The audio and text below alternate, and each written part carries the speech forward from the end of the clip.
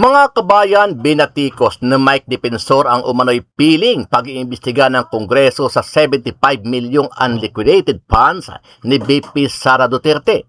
Aniya, bakit ganito ang nangyayari sa Kongreso? Ayaw mag-imbestiga pero kapag si Inday Sara na kahit maliit na halaga, grabe ang tutok nila. Yung bilyon-bilyon na bigayan at korupsyon sa flood control project, ayaw nilang tignan. Department of Agriculture, unliquidated, disallowed na po ha, hindi pa unliquidated, disallowed, 8 billion pesos. May investigasyon ba? Wala. Magkano sa DSWD? Yung mga nagbibigay ng AIX, tupad, unliquidated, disallowed, 10.5 billion pesos. May investigasyon ba? May ginagawa pa Kongreso? Sa DPWH, magkano ang unliquidated? 17 billion pesos. May ginawa pa Kongreso? May ginawa pa Senado? May impeachment pa? Wala. Kaya kitang-kita mo, ang liit ng ahensya ng Vice Pangulo, etong mga ahensyang malalaki, ayaw imbestigahan. Samantala, tinabla naman ng bansang Italy si US President Donald Trump matapos hindi payagan ang kahilingan ng Amerika na gamitin ang isang military base na may dalang kagamitang pandigma patungong Middle East. Ayon sa Italy, posibleng magpalala lang ng tensyon kapag nakipag-cooperate sila sa Amerika. Maliban sa Italy, tumanggi na rin ang France at Spain na tumulong sa Amerika, bagay na labis na ikinalungkot ni US President Donald Trump. Labis na ikinadismaya ni US President Donald Trump ang desisyon ng France na tinawag niyang very unhelpful. Sa mga post niya sa Truth Social, hayagang pinuna ng Pangulo ang mga bansang hindi sumuporta sa operasyon kabilang ang United Kingdom. Babala pa ni Trump, maaalaala ng United States ang mga bansang tumanggi sa kanilang mga hiling. Payo ni Trump sa mga bansang apektado ng krisis sa langis, maaari silang bumili sa Amerika o kaya ay maglakas ng loob at kunin na lang ang supply sa Strait of Hormuz. Ano ang masasabi mo dito, kabayan? Sama-sama nating panuorin ang buong video at pakicomment nyo po ang inyong mga reaksyon at sariling opinyon. Hindi pinayagan ng Italy ang hiling ng United States na gamitin ang isang military base sa Sicily para sa mga aircraft na may dalang kagamitang militar patungong Middle East. Ayon sa Italy, layo nitong maiwasan ang posibleng paglala ng tensyon sa rehiyon sa gitna ng patuloy na digmaan. Nauna na ring tumanggi ang Spain na payagan ang paggamit ng kanilang airspace at mga base para sa mga operasyong kaugnay ng pag-atake sa Iran. Bukod sa Italy at Spain, hindi rin pinahintulutan ng France na dumaan sa kanilang himpapawid ang mga eroplanong may dalang military supplies papuntang Israel. Labis na ikinadismaya ni US President Donald Trump ang desisyon ng France na tinawag niyang very unhelpful. Sa mga post niya sa Truth Social, hayagang pinuna ng Pangulo ang mga bansang hindi sumuporta sa operasyon kabilang ang United Kingdom. Babala pa ni Trump, maaalaala ng United States ang mga bansang tumanggi sa kanilang mga hiling. Payo ni Trump sa mga bansang apektado ng krisis sa langis, maaari silang bumili sa Amerika o kaya ay maglakas ng loob at kunin na lang ang supply sa Strait of Hormuz. Iginiit ng Pangulo na panahon na para matuto ang mga ito na ipaglaban ang kanilang sarili dahil hindi natutulong sa kanila ang Amerika. Dagdag pa niya, malaki na ang nagawa ng United States sa pagpapahina ng kapasidad ng Iran sa digmaan. Inaasahang magkakaroon ng malaking epekto sa logistics at operation ng US ang mga pagtangging ito dahil posibleng humaba ang mga ruta ng paglipad ng mga military aircraft, tumaas ang gastos at maantala ang paghahatid ng mga kagamitang militar sa rehiyon. و ما به دنبال آنها می‌گردیم. از مردم کشورهای منطقه می‌خواهیم محل اختفای آنها را گزارش کنند. Inaabangan na ng Iran ang mga sundalo ng Amerika ayon sa tagapagsalita ng Iranian Revolutionary Guard. Dagdag nito, nakamanman na ito sa posibleng puposisyonan ng US sa anumang bansa sa gitnang silangan. Gayunman, hinimok nito ang sino mang makapagsasabi kung saan naroon ang mga bagong dating na sundalo, kasabay ang pakiusap sa Gulf States na agad silang paalisin kung ayaw nilang madamay sa gulo. و همزمان برای امنیت خود اخراج آمریکایی‌ها را از منطقه خواستار شوند. Ang pahayag na ito ng IRGC ay kasunod ng balitang nagpadala na ang Amerika ng libo-libong US Army mula sa Elite 82nd Airborne Division sa Gulf Region, bagay na mismong ang mga opisyal sa US ang nagsapubliko. The buildup of troops is very different than boots on the ground. We don't have boots on the ground. I don't think that's the intention, but I think Iran should watch that buildup and they need to take note of that. Sa kabila nito, walang bakas ng pagkatakot ang Iran. Ayon kay dating IRGC Commander Ali Akbar Ahmadian, matagal na silang nakapaghanda at nakapagsanay para sa napipintong paghaharap. Ang mensahe nila sa tropa ng Amerika, mas lumapit pa.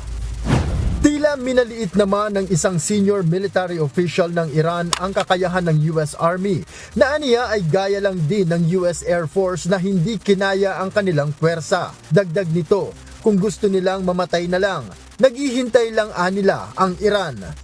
Ayon naman kay Speaker Muhammad Ghalibaf ng Iranian Parliament, alam nila ang planong pag-okupa sa mga importanteng isla ng Iran. Banta nito, isang maling hakbang ng US at Israel. Hindi nila titigilan ang mga ito. Samantala, pinabulaanan ni White House Press Officer Caroline Leavitt ang ilang probisyon sa kumakalat na 15-point plan na alok umano ng US sa Iran.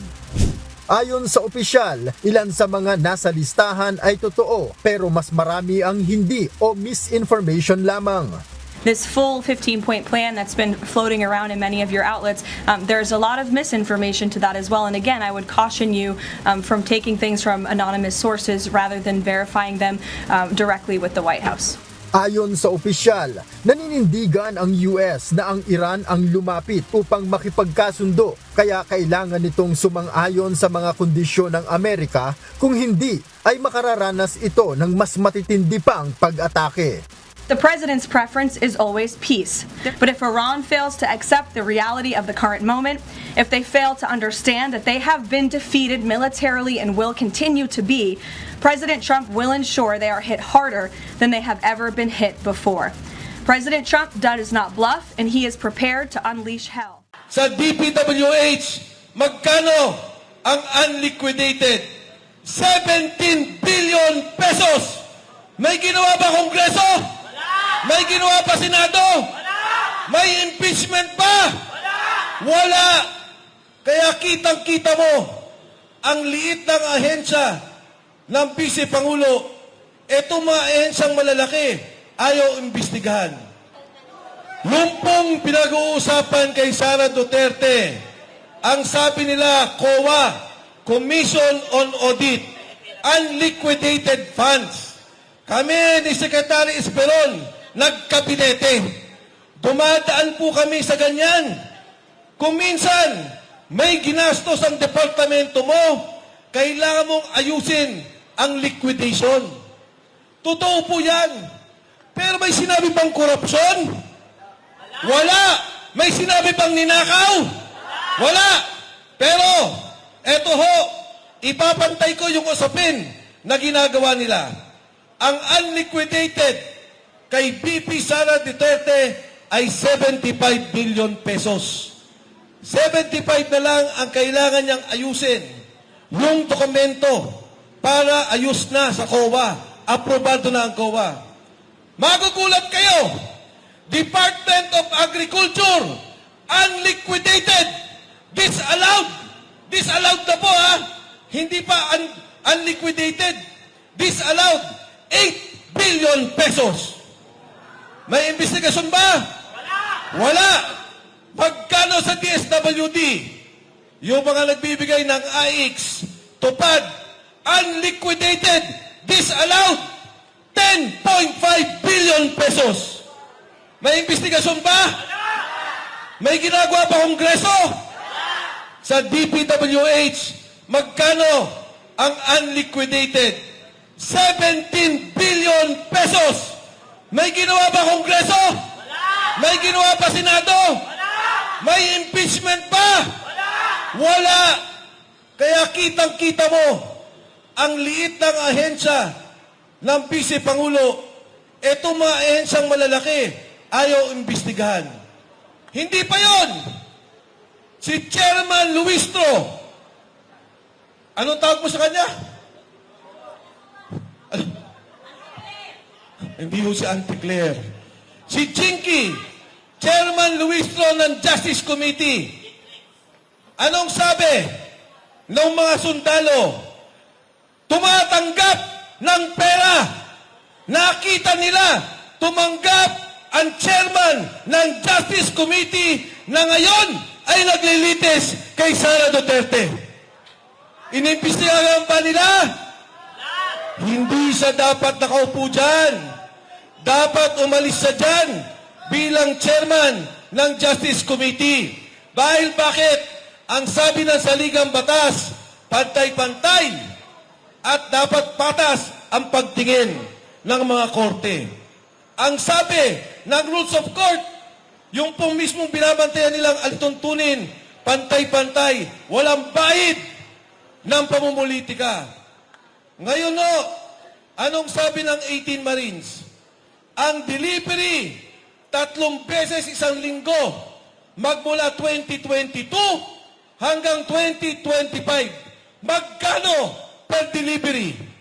500 billion pesos hanggang 4 billion pesos. Sa isang buwan, sa isang linggo lang, ilagay na lang natin na 1 bilyon. Ang delivery ni Saldico kay President Bongbong Marcos, kay Speaker Martin Romualdez, 3 bilyon kada linggo.